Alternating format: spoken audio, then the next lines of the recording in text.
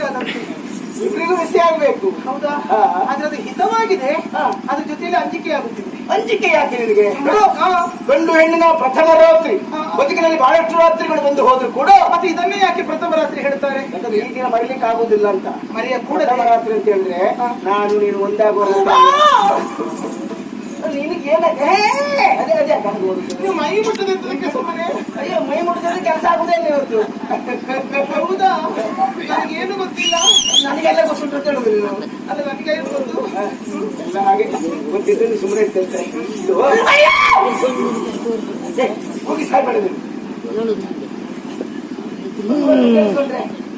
ನನಗೆ ನಿಜ ಎಷ್ಟಪ್ಪ ಇವತ್ತು ಮತ್ತೆ ನೀವು ಎಂತದಕ್ಕೆ ಮತ್ತೆ ಮತ್ತೆ ಹತ್ತಿರ ಬರ್ತಾ ಇರುವುದು? ಹತ್ತಿರ ಅಂತ ಹೇಳಿದ್ರೆ ಈಗ ಗಂಡು ಹೆಣ್ಣು ಪರಸ್ಪರ ಒಂದಾಗಿ ಬದುಕುವಂತ ನಾವು ಗಂಡ ಹೆಂಡತಿ ಧರ್ಮ ಪ್ರಜಾ ಸಂಪತ್ ಸಿದ್ಧಾಂತ. ಅದಕ್ಕೆ ಮೈ ಮುಟ್ಟಿಗೆ